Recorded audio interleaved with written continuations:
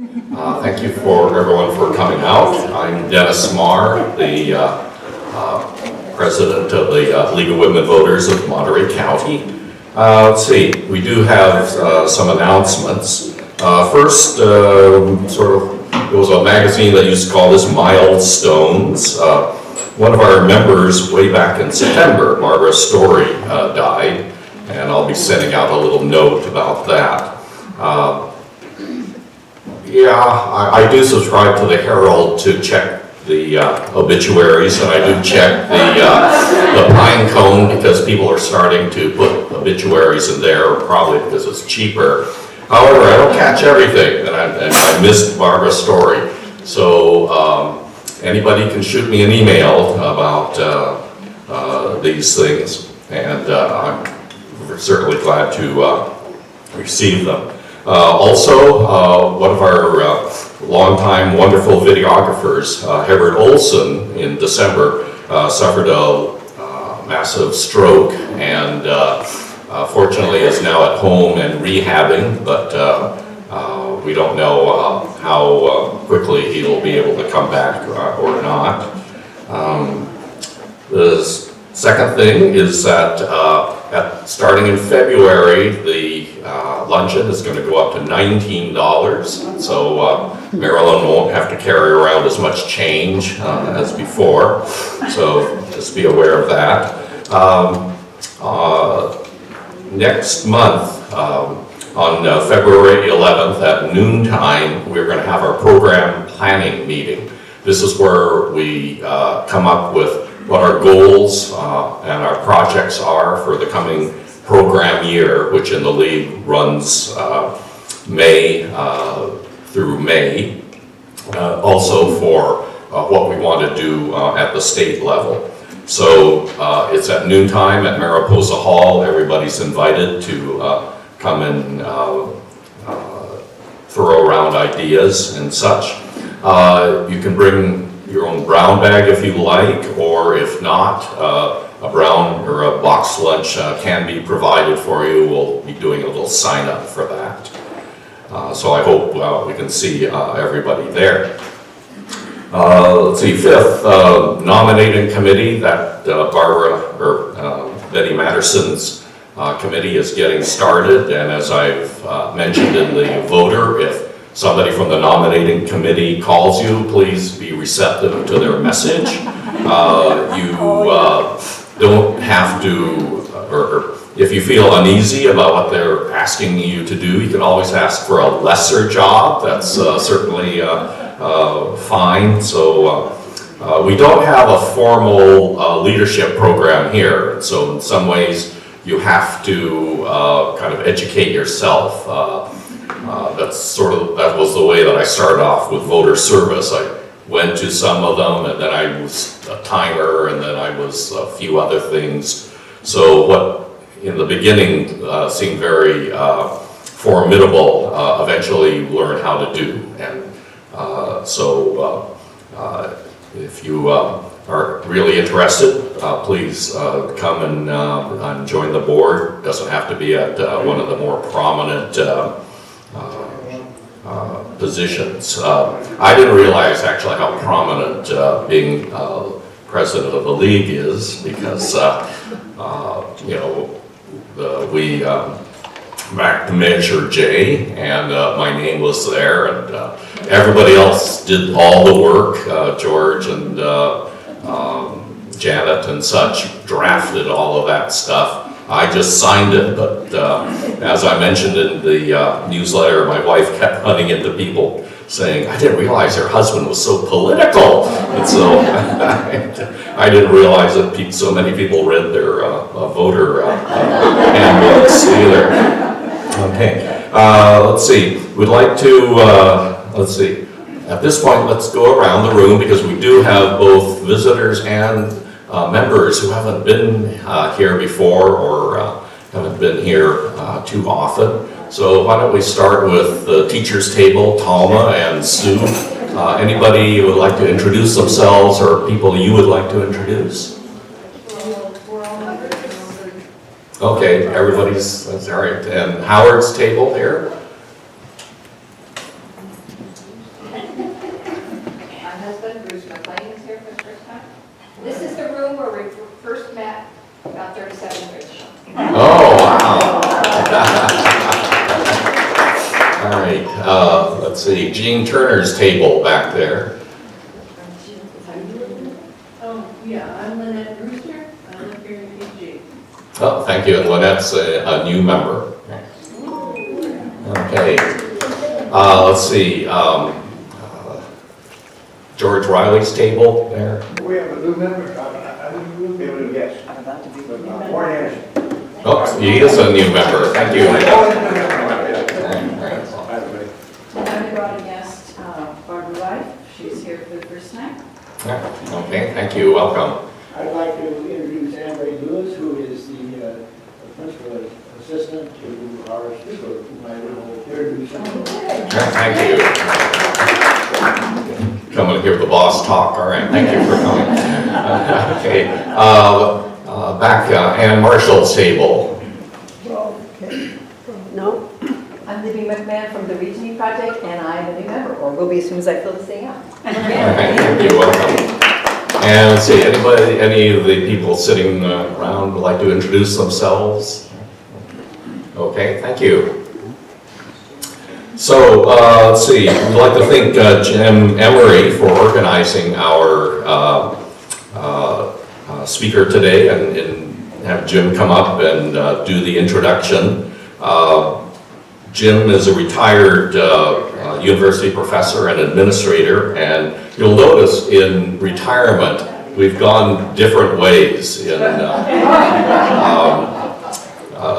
Jim actually thought this was a great opportunity to wear a tie again, so thank you very much, Jim.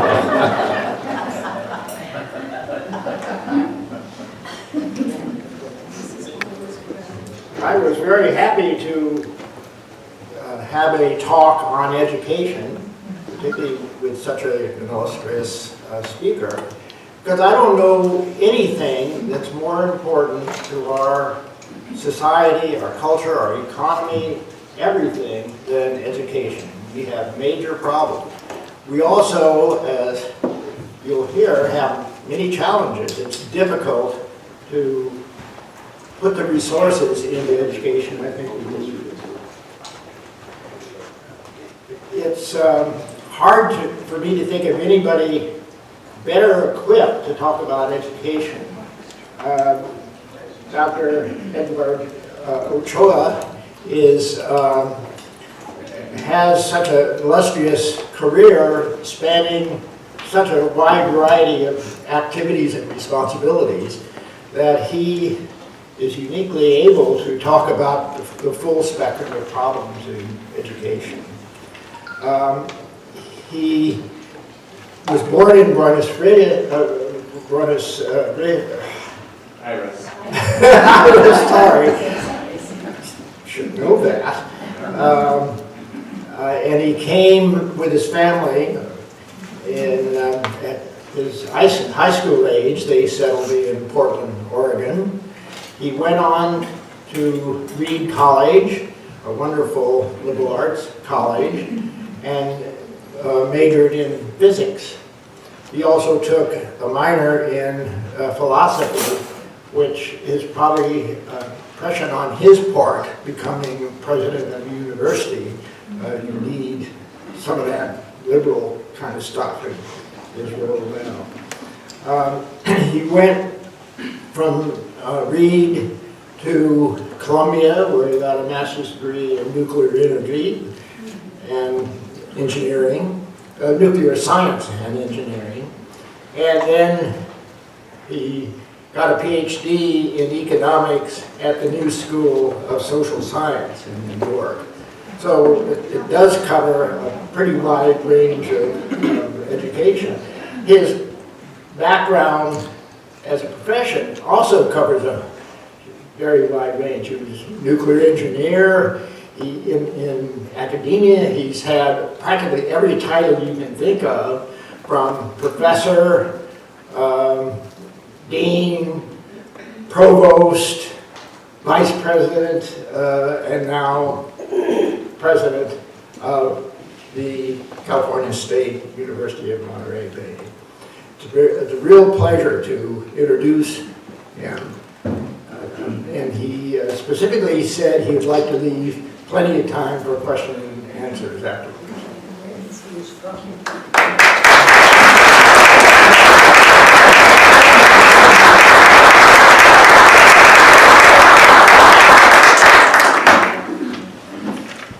Well, thank you for that introduction. And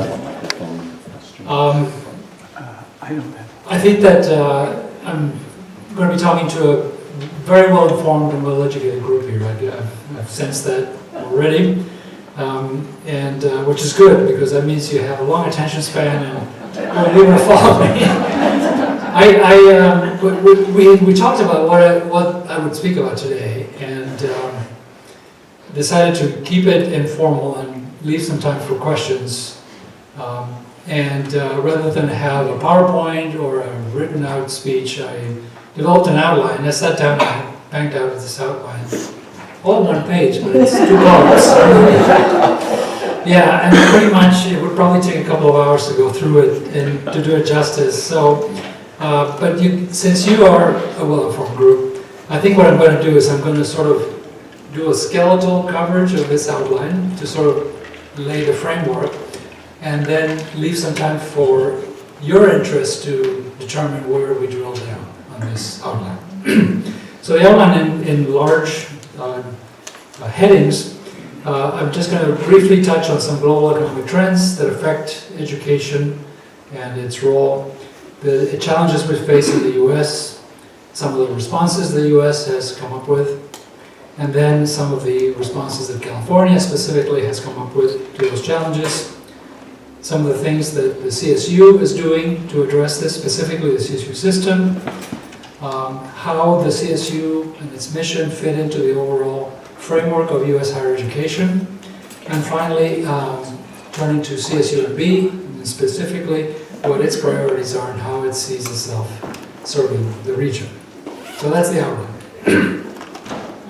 So as far as the global economic trends, I'm sure it's no surprise to you for me to rattle off things like the advances in telecommunications that we experience in transportation. Transportation is sometimes glossed over, but I was really struck by the impact that the development of the container has had and the ability to drastically reduce the cost of shipping goods. And without that, globalization would be impossible. So it's not just the microprocessor that's accounting for all these changes, but also a fairly, low-tech, old-school engineering innovation, which is the way these containers can sort of latch to each other and be piled up in big ships. Artificial intelligence. We see that looming on the horizon as a potentially transformational. I think it was Schumpeter that talked about epoch-making technical change. That's definitely what that is about to usher in and transform everything about our lives and our work. One thing is clear, though, that in this kind of environment, the rising educational level that is needed for in the workplace is a relentless trend. That's not going to go away. Also, the United States, which has done as well as it has in the post-war era because it had the most highly educated workforce, is losing its edge. The rest of the world is catching up. We're still, when you look at the overall workforce, we still look pretty good. But when you look at the younger generations coming in and compare it to their cohort counterparts in other advanced countries, we're not doing well at all. So that's a real challenge. And so what are some of the elements in the U.S. Educational system that are sort of pain points or things that actually make it difficult for us to address these challenges? We have an atomized educational system. And this has been historically the case in the U.S., but I think in this globalized society, it's becoming an increasing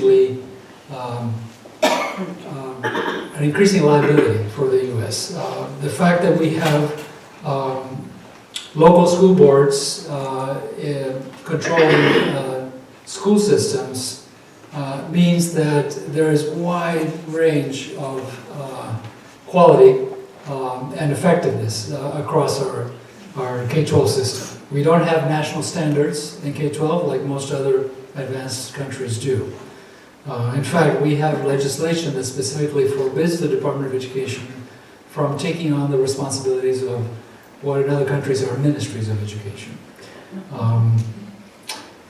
We have educational segments that are disconnected because of their governance structures are not linked in any way. K-12 versus post-secondary education hasn't been working together effectively. Because of the balkanized nature of our K-12 system, we also have, and layering on that, the kind of socioeconomic segregation among neighborhoods, you have severely unequal resource allocation between schools and school systems. So that's another challenge. So what the U.S., at the national level, there have been some responses to these issues. Not nearly enough, but some. In terms of national standards, the Common Core initiative that was launched by the National Association of School Heads and the Governors Association, National Governors Association, was an attempt to compensate for the fact that we have the kind of governance that we do in school systems by creating some very broad standards that then could be implemented at the state level. And out of that Common Core came a couple of consortia of states have worked to try to implement it. It has gotten a lot of political pushback as well. So but that's really what's the motivation and the drive to do this, I think, was very well justified, but it has run into challenges. The other response at the national level in terms of supporting higher education, clearly you're all familiar with the two great initiatives historically that the federal government had in higher education, the land-grant university system and the GI Bill. Those two things really help propel the educational level of the U.S. above other countries.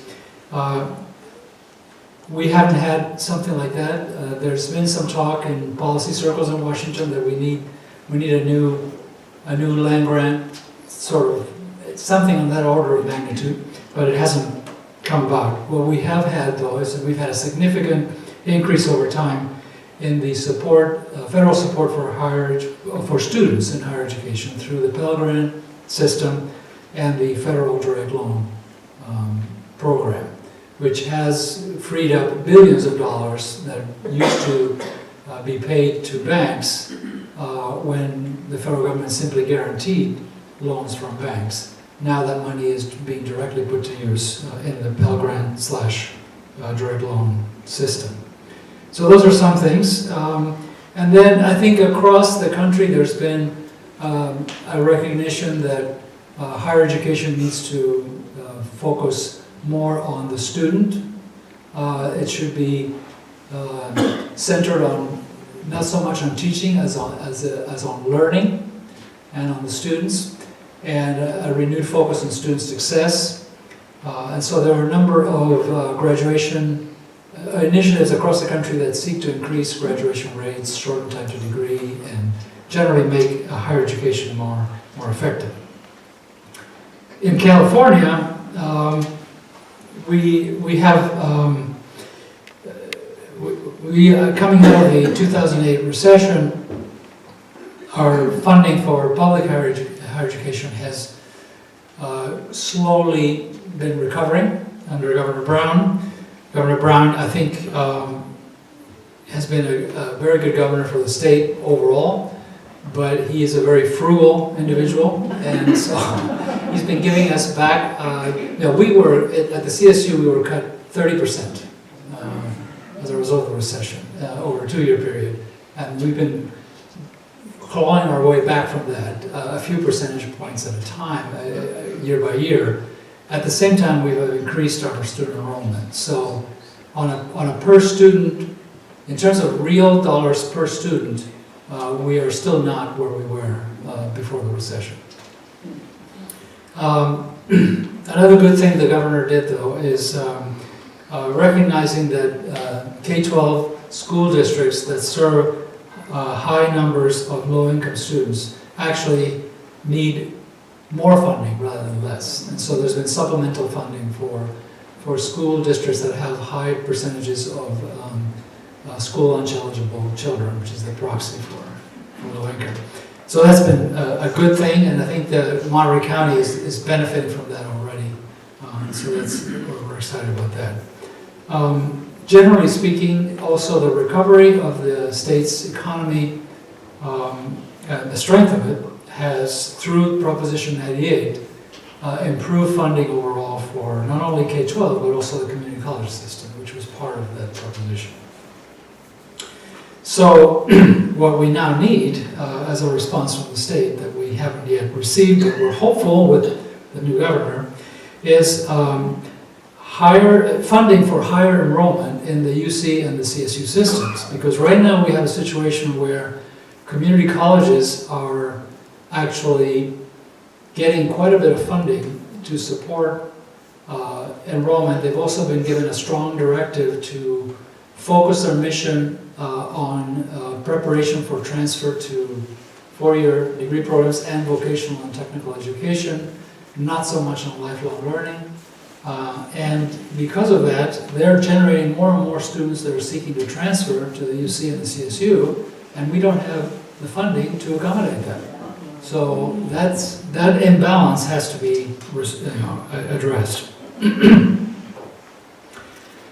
The CSU itself, some of the steps it's been taking, there's a very high-profile graduation initiative, 2025, that our chancellor has been leading, and all of our campuses are on board with it.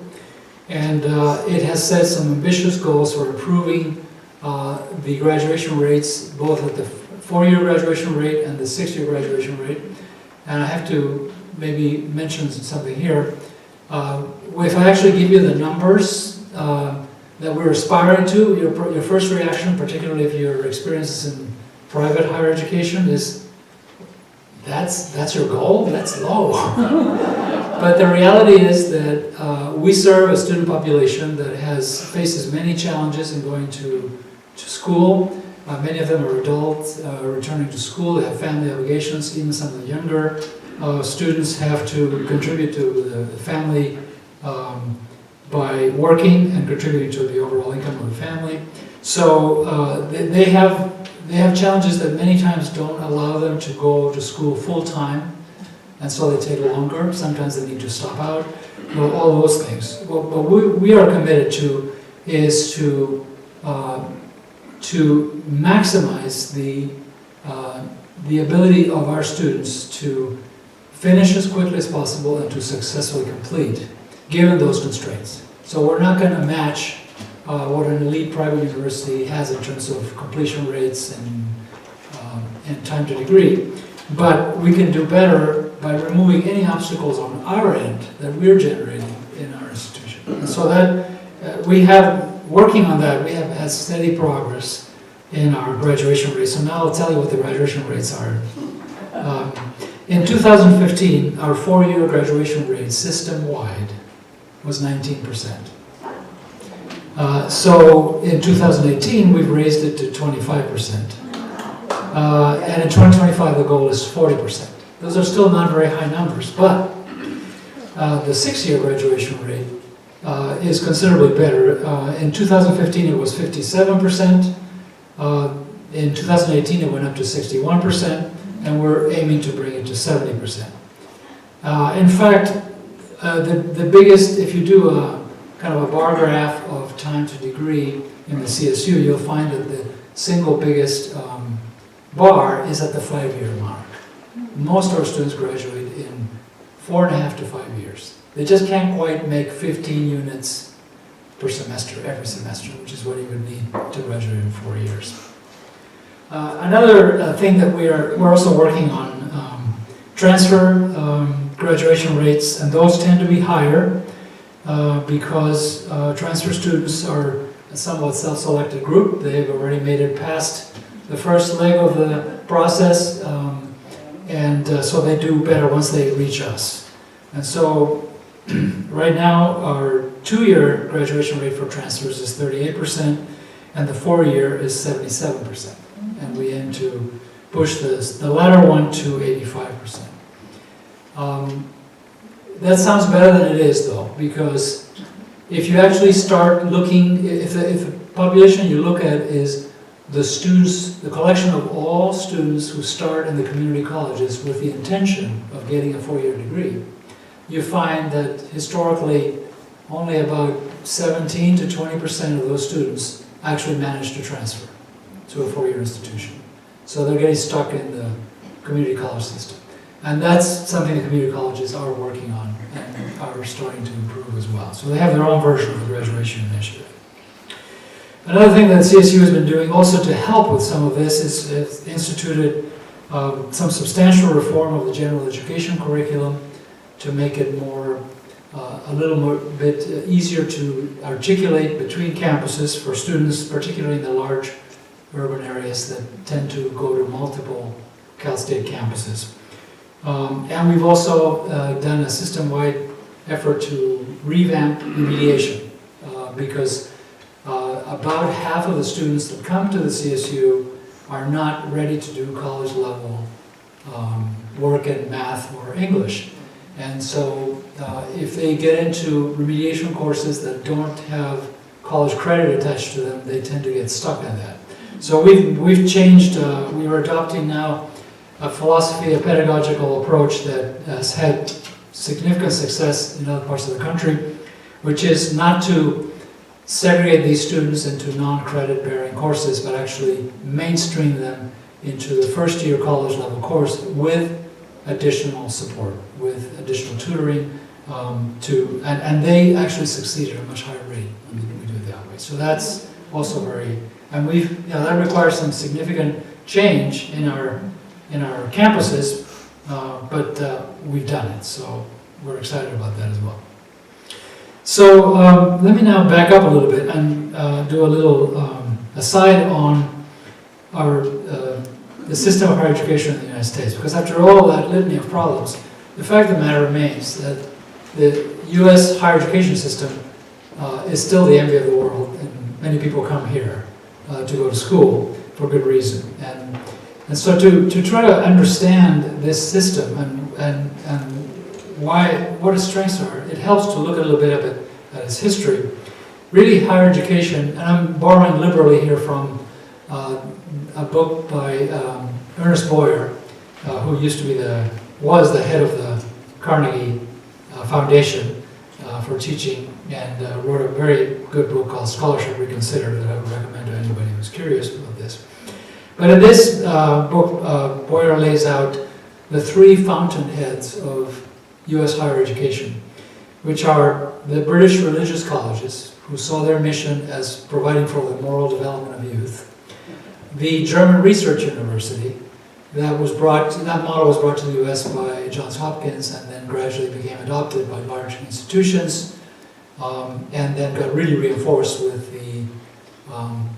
the post-war era of federally funded research. And the third one is the U.S. land-grant system, which really created a model of university service to the community and of research that is driven by social needs and social questions. So these 3 are kind of present in some combination in every type of institution in the U.S. and really those are the sort of intellectual sources of our system. And the Carnegie Foundation, of course, has a classification scheme for institutions that sort of has some relationship to these sources. Carnegie Foundation looks at the U.S. higher education system and sees there's a few more categories, but the 3 main categories I'm going to focus on for the senior institutions, the 4-year institutions and higher. Basically, you have the doctoral universities that do the research, and there you have a three-part sort of subdivision between the very high research activity universities, which we call in the business, we call them the R1s. And then the ones that are doing somewhat less research, but still substantial research with doctorate programs, the R2s. And then a new category that's really becoming important and one that the Cal State system may eventually, certainly some of our campuses are already there, and maybe more will go there, and that's what they call the doctoral/professional universities, which is universities that have doctoral programs, but they tend to be focused on the doctoral degree as a professional degree, because increasingly more professions are requiring that as the entry-level degree, rather than a pure research degree like the R1s and the R2s. The other major component of the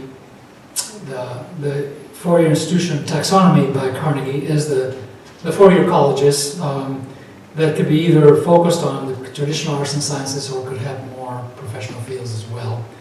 The liberal arts colleges, like the one I went to, would be part of that. And then in between those two are the master's colleges and universities, like the CSU, which have bachelor's programs, but they also have master's degree programs, and they tend to focus on preparing students for the workforce. That's the thrust of it, and they tend to be, in terms of the expectations for faculty, it's primarily teaching with some research in support of the teaching mission.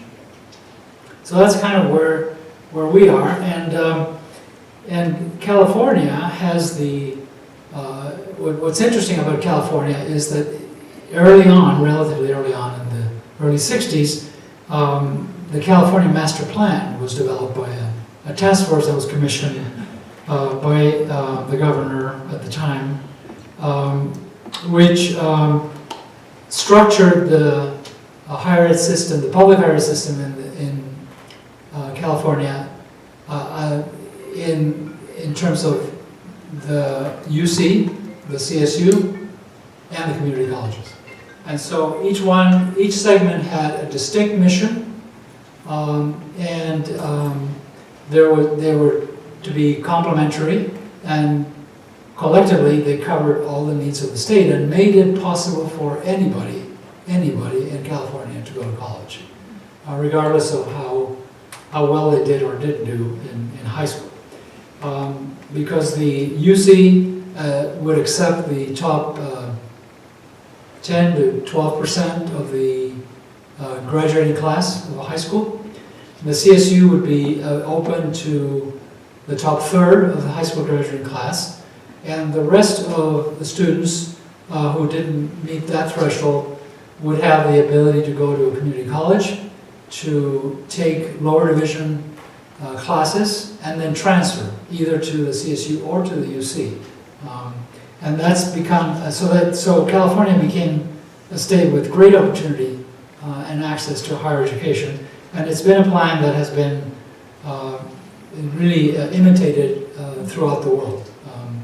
When countries are trying to design a new public higher education system, they tend to come to California and look at how we did it here. One little, I do have to make one point here that's a little bit of a point in the weeds, but it's important because it has some implications. There is a distinction between the master plan, which was a report issued by the commission, and the Donahue Act, which is the actual law that put in statute certain of the recommendations of the master plan report, but by no means all of them. And so the thing that is not in the Donahue Act that people tend to assume is those percentages I gave you. Those are not law. Those were part of the suggestions in the master plan. And if you look at the master plan, there's also other suggestions that are clearly dated, like what the enrollment levels should be for all of the campuses and how many new campuses we should open and where and when. So all of that is, the law actually only sets up that structure but doesn't articulate what percentage of the students graduating from high school go to which system. And so that's important because right now, going back to my earlier point about the need for a better educated workforce, the Public Policy Institute of California has done an analysis that shows that if we continue to operate as we have in the past several years, in terms of how many students are going to the UC and to the CSU, we're going to be short by the year 2025, I believe, a little over 1 million college graduates. So they propose ramping up the percentage of students coming out of high school that go to college. And so, and the numbers that they see necessary from both the UC and the CSU exceed those numbers that I mentioned earlier. So it's important to make the point that those numbers are not legally required. Those were numbers that were suggested by a master plan drafted in 1961, and so we're now in 2019, and we're living in a different economic system, and the educational requirements for success are higher. So, okay, wrapping up this, I'm on the 6th bullet now, the 7th. So I'm getting there. Just wanted to say a couple of things about the CSU. The CSU within this system, then, as I mentioned, is it's a comprehensive university, a master's university, as to reference the Carnegie category. And excuse me. Okay. And thanks.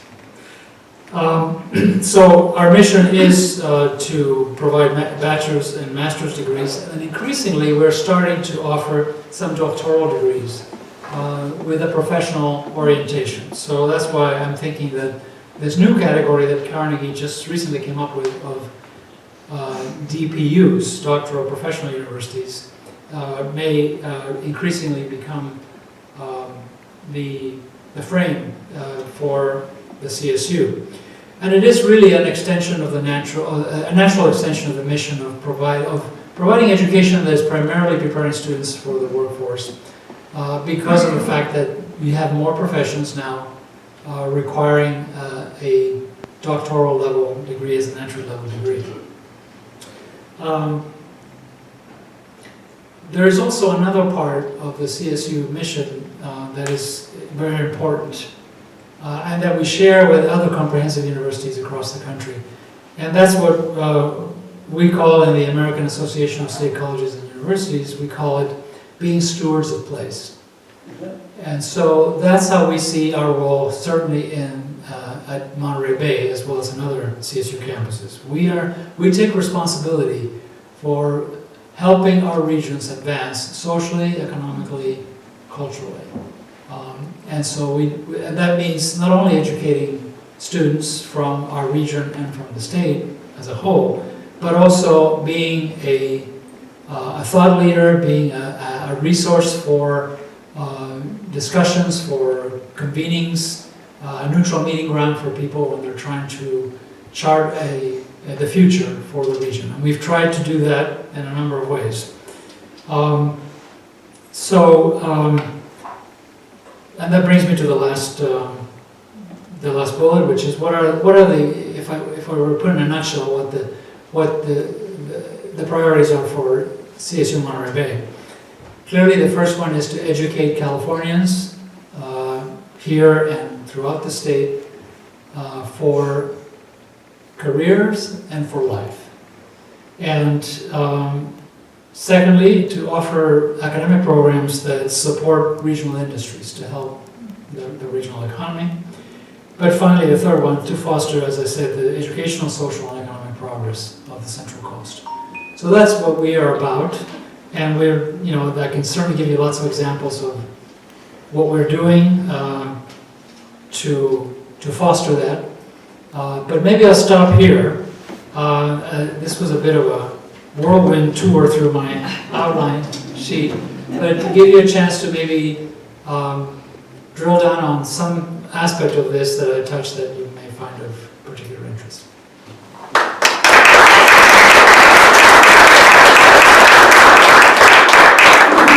Well, President Ochoa is an experienced professor, so I'll let him call on people who have questions, and if he could try to summarize and the question for the video recording. Thank you. All right. Yes. I have two questions. I would like to get the first answered, and then I'll ask the second. The first is about CSUMB programs for disadvantaged females. I just finished reading Michelle Obama's autobiography, in which she depicts herself as an Ivy League educated girl from the south of Chicago, from South Chicago. And while she was in the White House, she worked, one of her main objectives was to support getting disadvantaged girls into higher education. And I wonder if, my question is, does CSUMB have any programs specifically designed for disadvantaged girls to get them into CSUMB? Okay, so the question is about whether CSUMB has programs specifically designed to help disadvantaged women and young women to CSUMB and succeed there. So we have to be a little careful in that we are actually prevented from creating programs that are dedicated exclusively to any particular gender or ethnicity by proposition. And so, but we do design programs which have that effect, even if they're in principle open to everybody. So we've got a number of, for example, one of the things that we have done is to promote certain fields that have been traditionally not where women have not been well represented, like the STEM field. And we have a number of activities that are designed to open up opportunities and possibilities for young women in STEM. We have events that happen on campus through our College of Science where young women from the schools come and spend several days on the campus. We also have, in our regular programs, we've made a special effort to increase their representation. For example, one of our high-profile programs, the Computer Science in 3, the CS in 3 program, is one that was heavily promoted in the Salinas Valley, and as a result, we have a program in partnership with Hartnell College that has been very successful and actually is drawing students that are almost exclusively from the Salinas Valley, from low-income migrant families, and has nearly 50% female students. So it is happening. We also have support from the Women's Leadership Council, which is a group that supports the university, and they have a scholarship program. Again, a scholarship program that is in principle open to everyone, but that, in spirit, it was intended to benefit women that are reentry women in particular. And so that has been quite successful, and there's many very moving examples of the impact that program has had. Thank you. My other question has to do, you talked about no national standards, except Leave No Child Behind, but state standards that are uniform through the state. And I was a teacher back in the 60s, so in California, I don't know what the situation is today, but I'm trying to develop a local curriculum in Pacific Grove, just about the history of Pacific Grove, that I could offer to the schools to go in. So I went to the Department of Education website and looked at the social studies standards, and they're excellent. They make so much sense, the distinguishing between what they learn in 2nd grade and what they learn in 10th, and so on and so forth. And I don't know if those are state standards, but if they are, they're, I think, excellent. And so do we have state standards in California? Yes, we are, California is one of the states that participates in one of those two consortia that were developed by a group of states to implement the Common Core. And so even though the Common Core has been very controversial in other states, here we're on board with it. And we are making significant progress. So those were probably Common Core standards. Oh, Yeah. okay. Thank you. Yes. Yeah, well, given that Betsy DeVos is Secretary of Education and Trump is apparently now targeting California, do you harbor fears about federal funding for higher ed for California? Not really. Yeah. I guess, you know, it's, I think that what we are starting to see particularly, I mean, I'm less fearful than before 2020, before 2018, because now we have at least some checks and balances in Congress. So, and you know, I think that, I'll tell you on a personal level, I felt like I was experiencing PTSD right after the election because it reminded me a lot of what was going on in America, you know, where I grew up.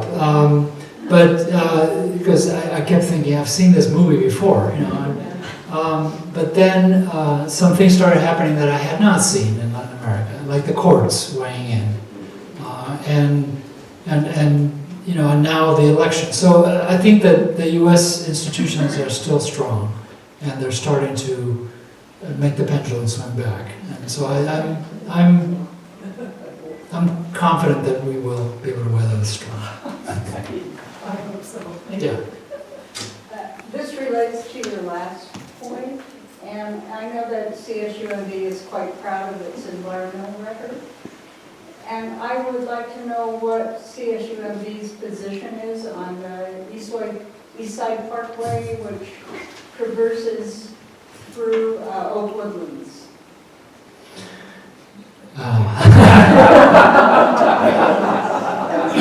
Well, the university, yeah, that's right. The question is, does the CSUMB have a position on the East Side Parkway?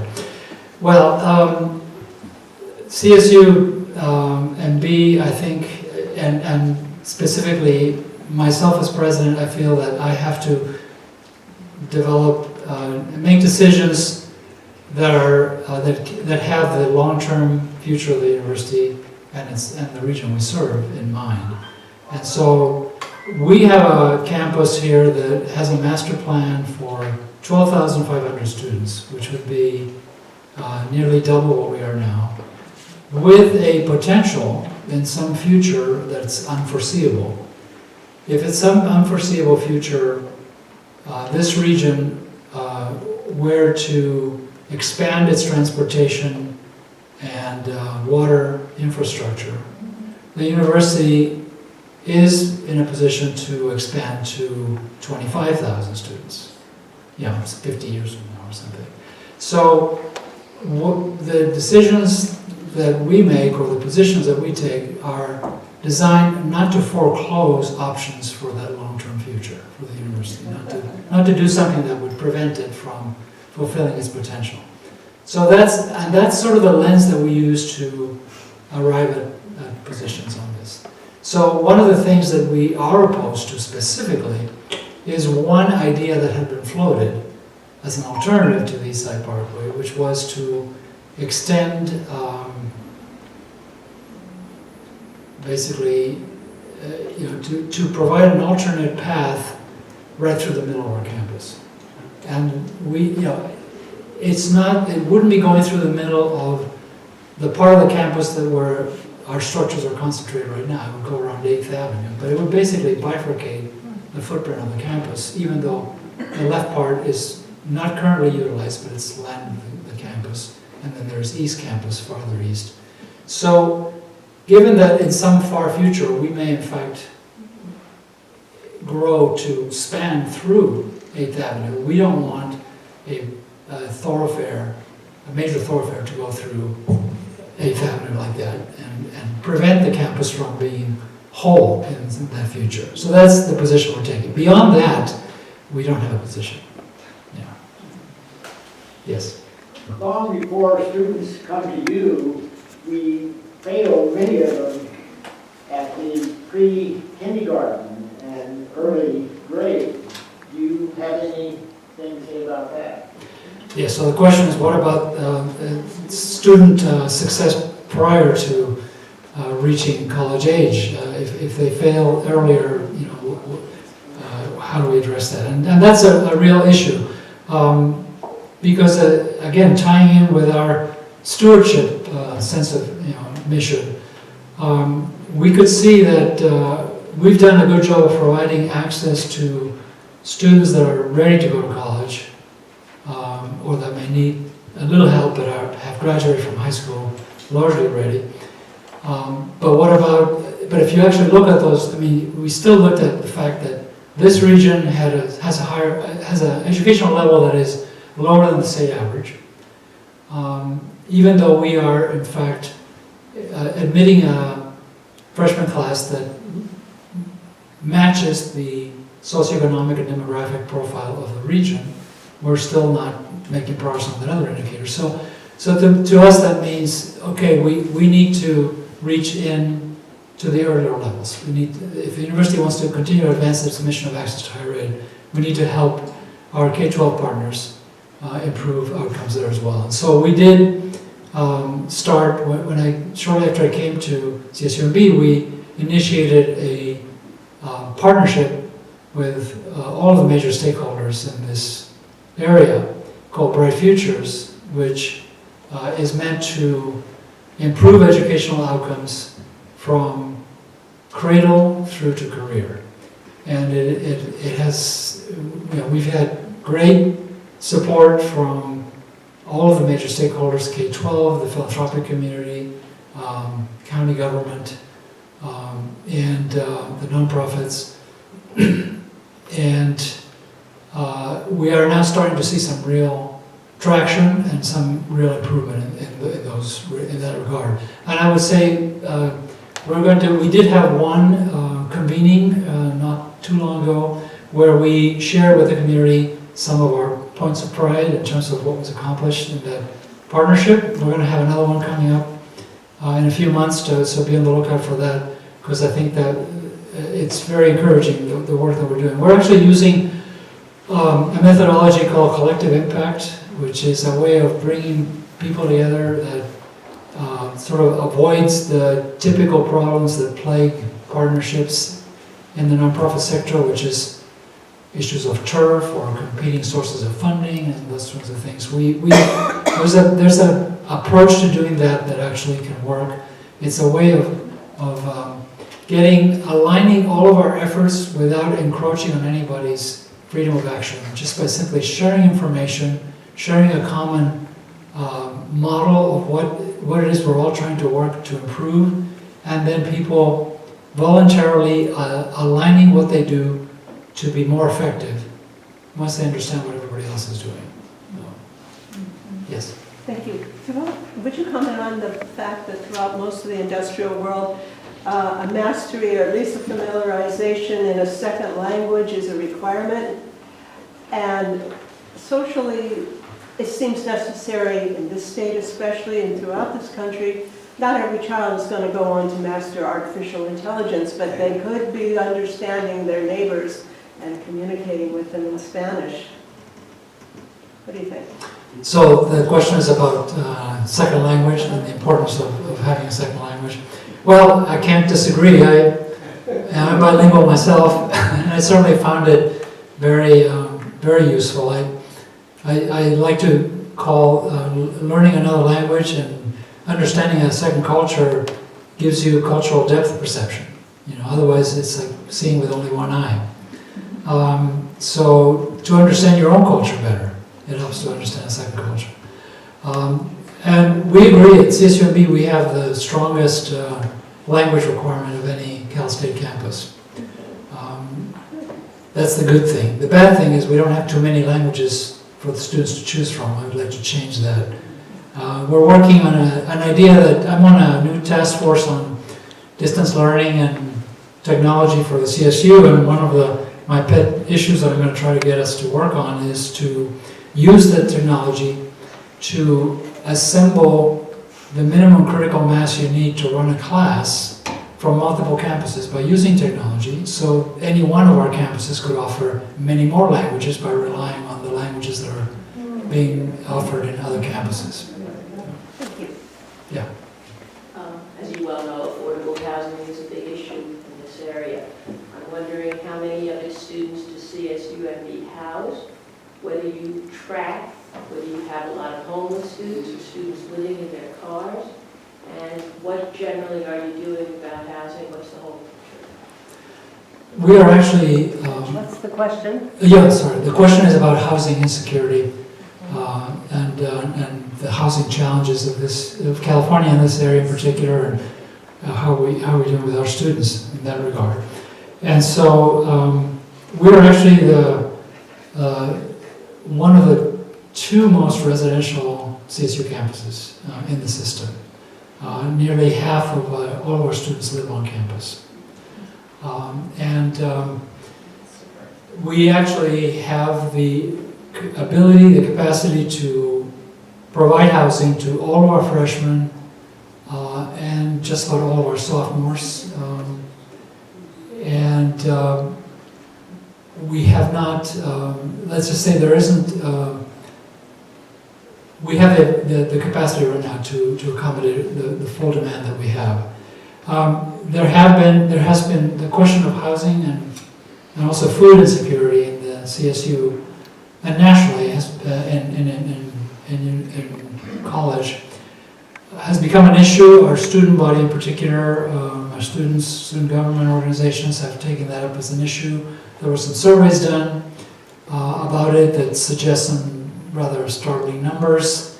To our best efforts to track that down, we have found the numbers appear to be lower than that. And when we actually get down to tracking individual cases, which we do, we're able to do that by our students, for example, started a pantry. And so students come over and,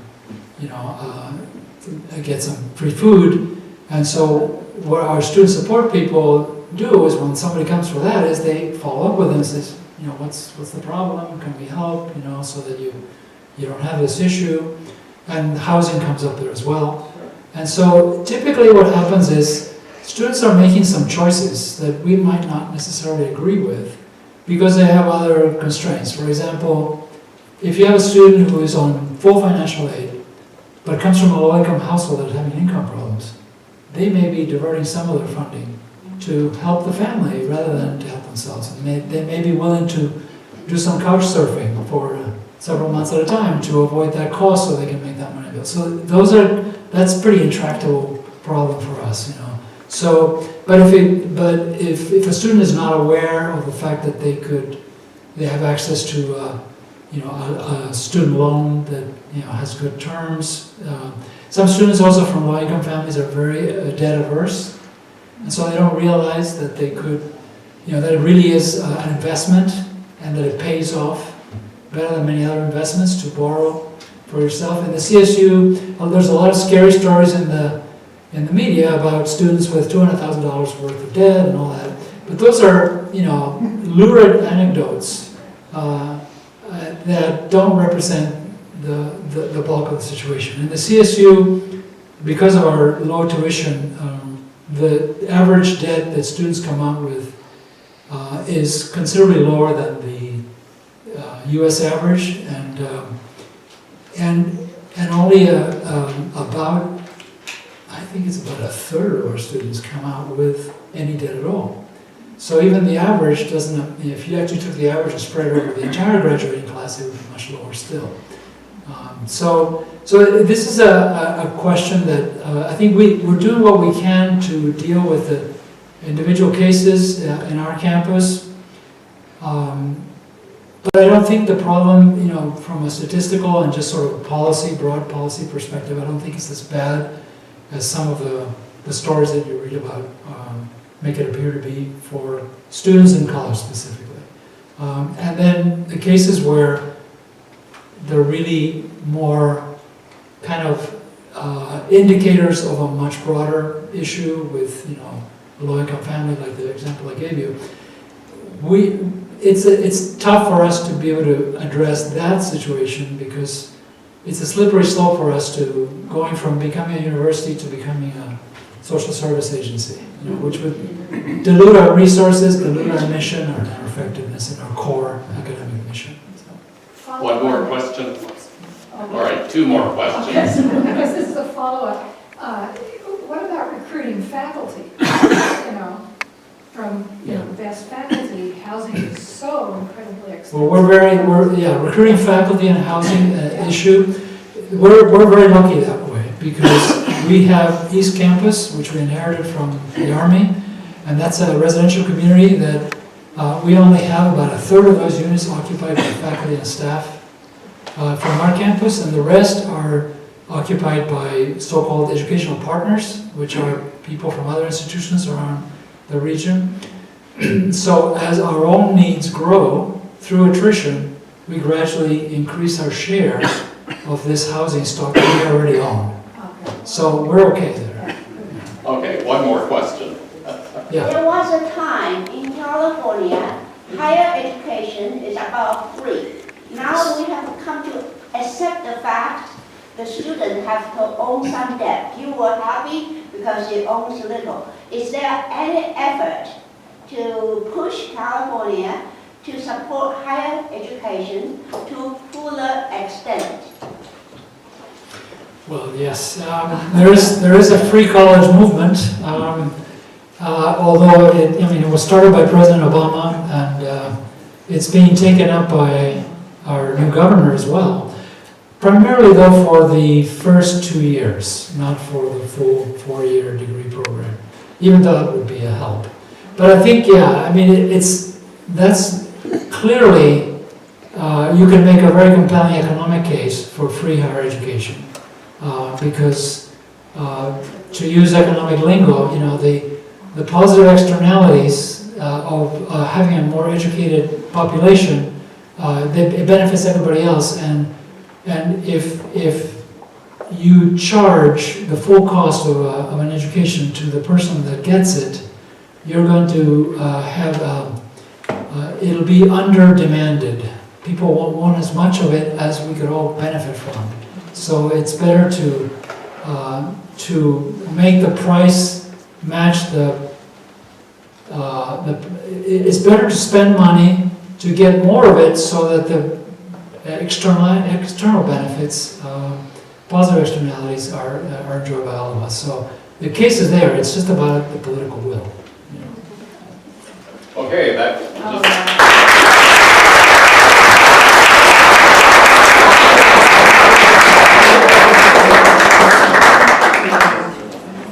I thought President Ochoa was just going to say, oh, that's your job, that's our job, right? Okay, thank you very much. It was a wonderful meeting, and we'll see you on February the 11th.